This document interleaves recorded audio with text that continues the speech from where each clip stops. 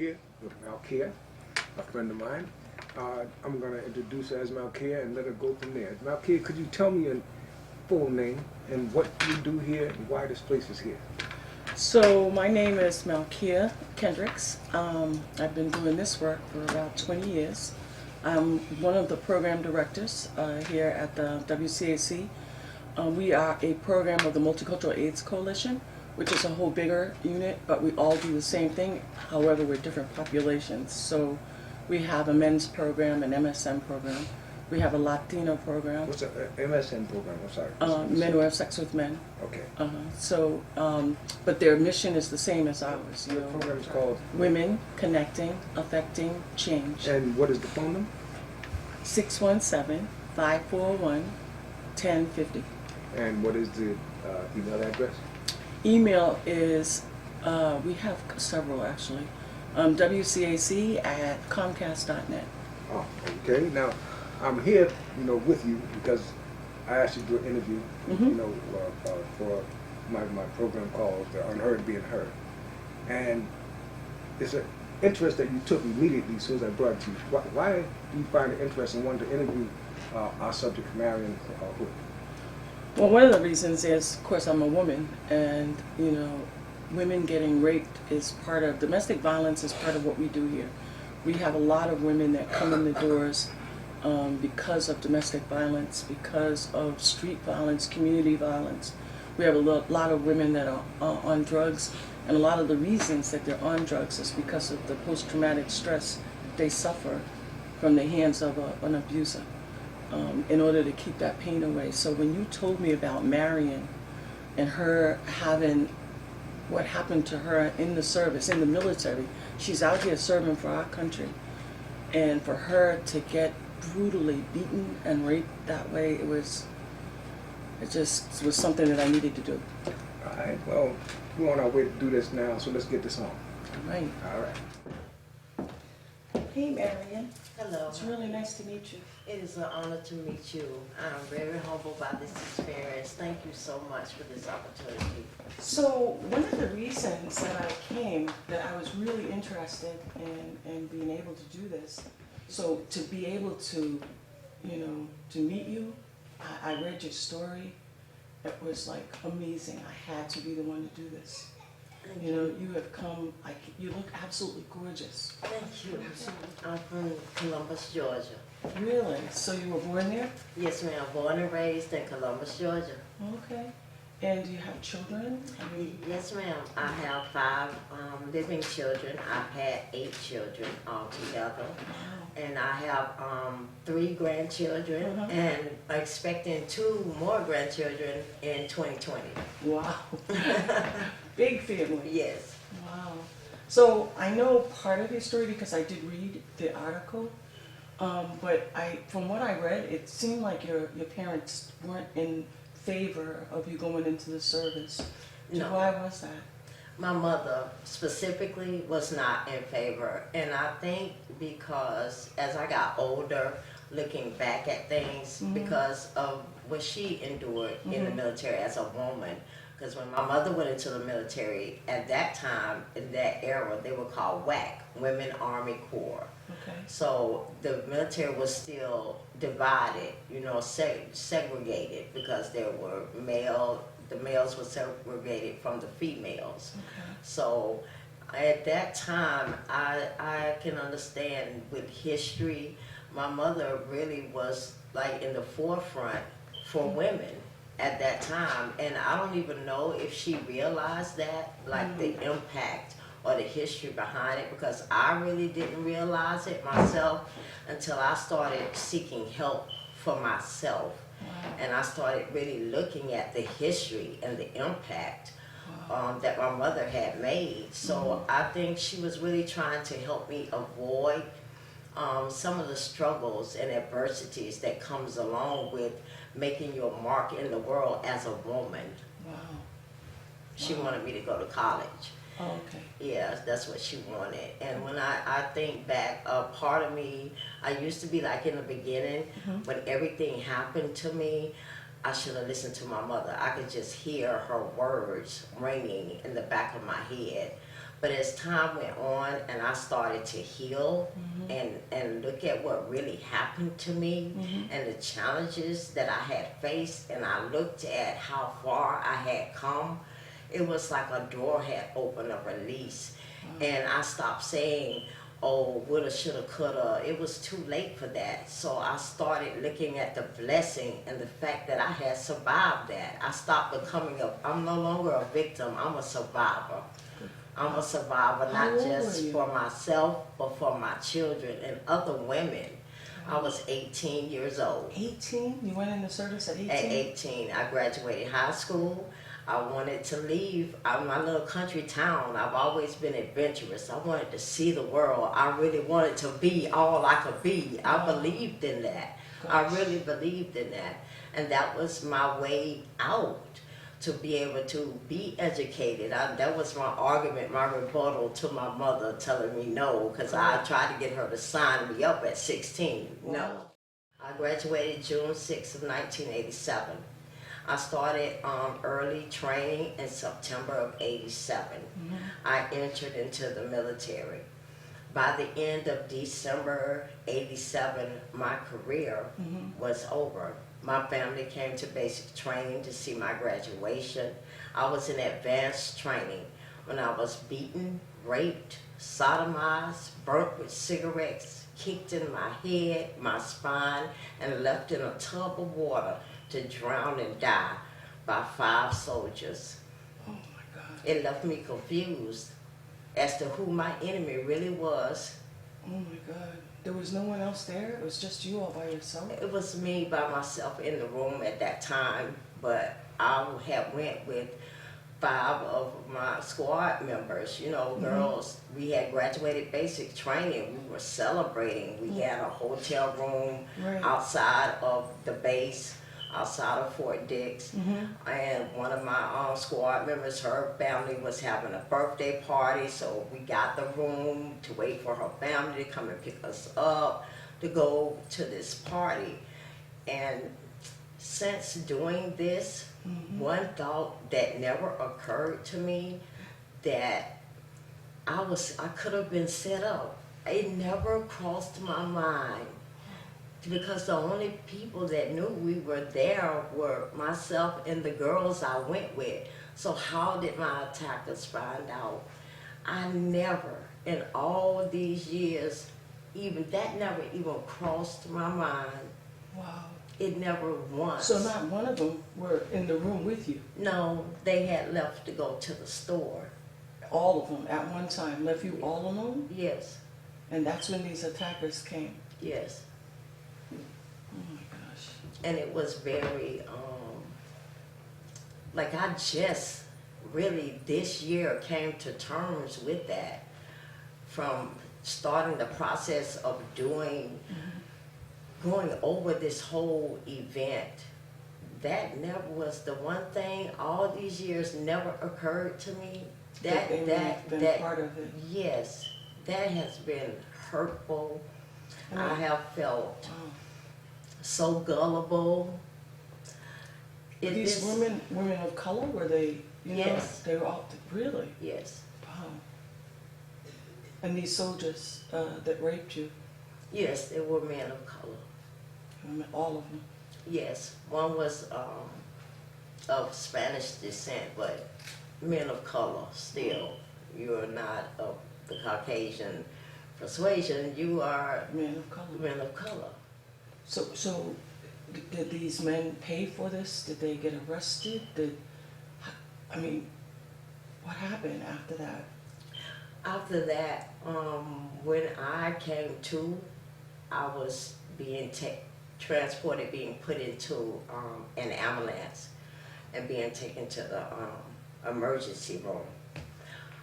I remember smells, like there's certain smells to this day. I don't like the smell of woolite.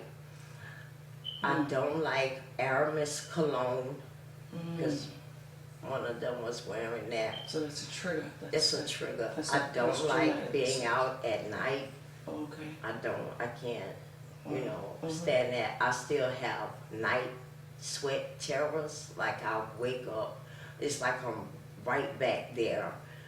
right, even through the therapy and the healing, it's still like, it's still difficult. Absolutely. And I choose to smile, and I choose positivity over the darkness, because at one point in my life, this had consumed me.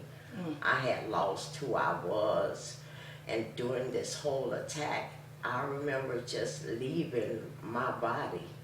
I had to leave my body because the pain, just not only the physical pain, but just the disrespect. I was treated like I was trash. I was urinated on, spit on, treated like I was nothing, and I could feel my bones cracking. Just to relieve myself, I left my body. And I think at that moment, I lost my mind. And I'm glad, I think a part of me is glad I did, because if I had physically, really emotionally and spiritually stayed and within myself while that was happening, I do not think that I would be a functioning human being today. That is so traumatic. So did these men go to jail? No, none of them went to jail. I had to testify in front of the subcommittee in Washington. Some of them lost rank. They lost some of their rank. In the beginning, no one believed me. And while they were assaulting me, I was told that repeatedly. It doesn't matter if you tell, no one's gonna believe you anyway. Really? But my face was so distorted, my jaw was broken, and I really believed that, because once I got to the emergency room, I could still hear. I wasn't able to speak, but I could hear, and I could hear a doctor saying, oh, we're just gonna write it up as a mugging. And one nurse, I could hear a nurse saying, you're not gonna do a rape kit? It's obvious she was raped. And I could hear the doctor saying back to her, we have girls coming here claiming rape all the time, trying to destroy the careers of our military men. What hospital were you in? It was on the Fort Dix base. On the base? Yes, ma'am. That's why. Okay. Yeah. Oh my God. Yeah. And I believe once I heard that, these are people that are in a position of authority. Absolutely. These are healthcare professionals. So if they don't believe me, no one's gonna help me. So how did they think this happened? How did they think that you ended up in that way? No They one. tried to pretend like it just didn't happen. It just didn't happen. I wasn't raped. This was something I asked for.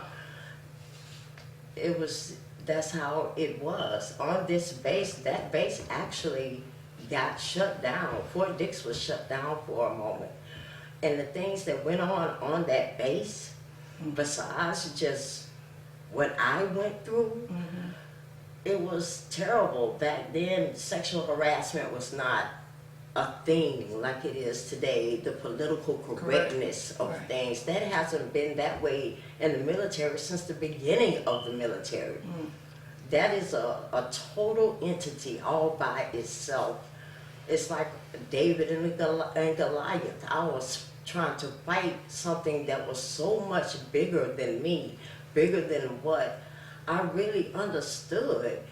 And while I was in the hospital, how he came back, the person that led the whole attack, he came to the hospital and no one protected me. All of these staff members, all of these people are walking around, and this man came into my room and whispered in my ear, and he said, no one's gonna believe you even if you do tell. And he said, next time we'll kill you. And he left some daisies. I hate those flowers to this day. Oh my gosh. And I spazzed. I screamed. That was the first time I had spoke since it happened to me, since I had been in the hospital, period. How long were you there? I was there for like 3 days. In the hospital? In the hospital. And he came. And that's when I just started screaming and screaming and screaming. I ripped out my IV, and that's when all of a sudden all these people want to rush into my room, and I'm screaming and I'm pointing, and he's just easing out the side of the door because everyone's attention is not focused. You know what I'm saying? He was like a chameleon. I watched him like a snake just sneak past all of the attention, all of the people that were there, and still I was not protected. And to this day, again, I still feel alone, even if I could be around a room full of people. I still to this day don't feel protected. I feel alone. Are you still in therapy? Yes, I am. Because after that happened, when that incident happened, automatically they put me on the psychiatric ward. And I spent out the remainder of my time in the military on the psychiatric ward. I did not ask to be discharged. They discharged me. My paperwork was being put through while I was on the psych ward. Wow. While you were trying to recover. While I was trying to recover. And I so wasn't able to call my mother, no one. Like, I had been on the psych ward 3 months. And they didn't tell anyone? No one. Oh, wow. No one. You were alone. I was alone. And none of those women that celebrated with you, did they come to see you? No. Not one? No. None of them stood up for me. No. I can't imagine, I just can't imagine the trauma and the pain that you still feel. Do you know what I mean? I actually am sitting here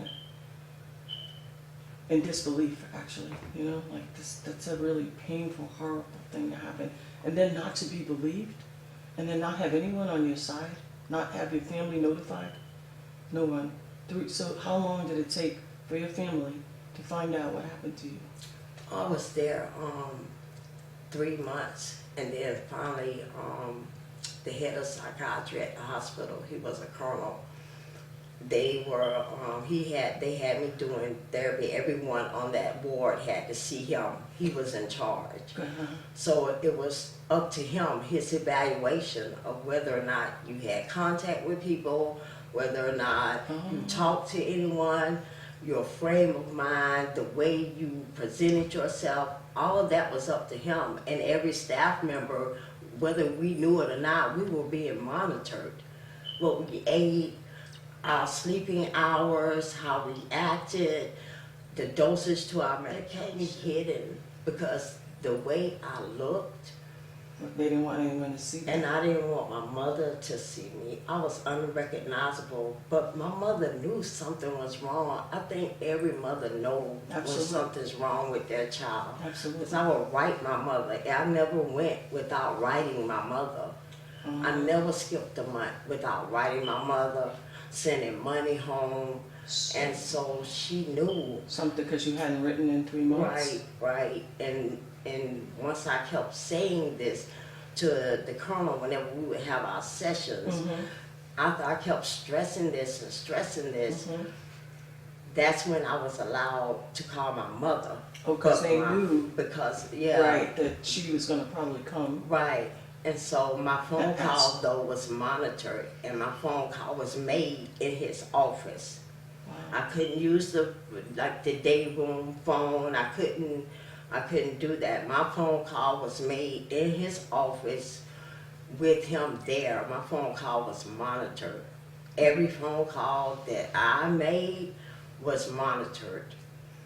And my mother, she didn't come when I spoke to her on the phone. I did not speak to her about the assault because, no, he was sitting right there. I didn't say anything to my mother. You were scared? Yes, I was. I was really fearful. And how long did it take for them to let you out of there? I didn't get home until maybe the end of April. Yeah. And they came, I was on the ward. They came They told me to get my belongings together. I was taken to the colonel's office. I was given bus tickets, and I was told that I would be escorted to the bus station. I was given my discharge papers, and I was sent home. I did not ask to be sent home. I was sent home. And so have you tried to press charges or anything, like outside of the military? Have you, gotten a lawyer or tried to sue? I did. Years later, I started going to therapy, a woman's PTSD group in Brookline. And once I started opening up and talking about what happened to me. Women currently comprise 17% of U.S. military personnel and are the fastest growing group of military veterans. According to PTSD United, 71% of these women develop military sexual trauma, MST, due to sexual assault within the ranks, unwanted sexual activity, insulting sexual comments, or unwanted sexual advances. Military.com reports that women are twice as likely to develop PTSD than men. Tragically, women are also more likely to blame themselves for the trauma experiences more than men. Wonderful lady. She explained to me she had her camera lady with her, and she said, this may be dangerous. She said, we have to let you know ahead of time, that there are some risks with this. And they went in to explain to me how they themselves, by doing this report, had been stopped in airports. Sometimes their film had been taken out of their cameras, that it was a dangerous situation. So once we started this process, Miss Leggett and with the help of Miss Hurdy, I got in touch with the DAV. And through them, Rick Levette, he was a veteran himself of like over 30 years. He had did 2 tours in Nam. He retired, became a cop, retired from that. And then he became a private investigator, and he started volunteering with the DAV to help other veterans who had been through wrongful convictions from the military, people who had not been able to get their pensions from the military. He became kind of a crusader in the DAV world. Wow. And he helped me to get my monetary, which I don't think there's really any value you can put on what I went through. No, I don't think you could. There's no value. No. I get a monthly pension now, but I had to work real jobs, even though still trying to figure out what really had happened to me and why I was such a different person and how I had to live with and cope with and adjust to my mental well-being. Not only mental but physical. I have physical health problems and still to this day. And just this year, they just admitted that everything that's wrong with me, from the 3 brain surgeries I've had to the spinal fusion, I have a heart condition now, I will have seizures. This year, they just sent me a paper finally admitting that everything is service connected. Wow. Wow. They just figured that out after it happened in the service. Yes. At the hands of servicemen. Right. And Rick Levette, it was just a blessing because the nurse, she was still, after all those years, Rick Levette found that nurse and she was able to give him a detailed account. She remembered me. Oh, I bet you did. She remembered me. I had to have stitches because I had internal damage. I had rectal tearing, vaginal tearing. And at one time in my life, they told me I might not be able to have children. And here I am. I was still blessed through it all. Complications through some of my pregnancies. But through it all, I was still able to persevere. And you look beautiful. Thank looking you. at you. I guess the last thing that I'd like to ask is, what about your support, your current support right now? Like, who supports you? Do you have enough support? Do you, Right now, yes, I do. Oh, my children are a big support for me. That's an external support. Suni Ali, of course, a wonderful support system. These are my external, my psychiatrists, my veterans groups. These are external support systems, and they're strong and stable, and I'm blessed to have them. But for me, what has always been my inner support is my writing. As long as I can remember, even as a little kid, as soon as I learned how to write, I was writing. Excellent. And that is because everything I hold in, once I put it on paper, I release that. It is. In our world, this world of poverty blues, take time to listen and find a glimpse of my soul. Tonight, I'm going to take you on a journey to a glimpse of my soul, where my heart reaches out to those where their stories are untold. This is the time for all of us to reach out and hold hands. Someone else's story isn't told, just like mine. Through the hands of man, destruction can come upon you at unawares. Don't be afraid, just help somebody. It's a hand up, not a handout. We're not asking for sympathy, we're asking for strength so we can all unite and help our fellow man. Everyone has trials and tribulations, but if you hold on to God's unchanging hand, you will see that the struggles you endure, they will have victory. Victory, victory, it is all within our reach. We can make it, we can survive and overcome and defeat.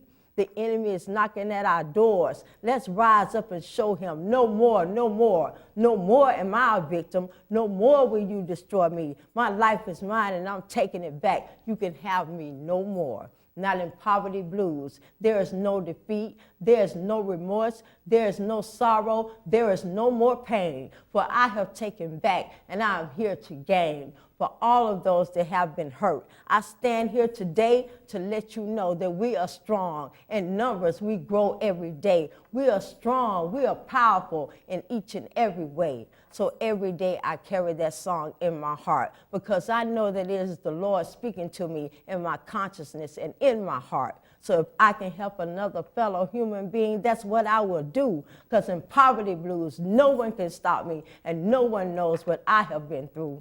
But if I can help you, I will. I will let you know that by his might we are strong and no one can take that from us. We are here, and we will be heard. No one can stop us now because it's out in the open. And I hope you know that we are coming. We are coming to reclaim everything that you took. No more tears do I cry. No one can stop me, not at all. I'm not afraid. I am someone, and I stand up proud and tall. I'm not ashamed anymore, and I'm no longer afraid. My children are proud of me, and this I can claim. My victory is won. God has given it to me, and you will not take it away anymore. Don't you see? My destiny was struck across the sky by lightning, foretold that there will never be another born like me.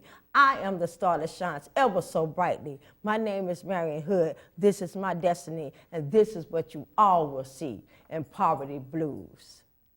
That. It is, that's true. Words live on forever. That's like legacy.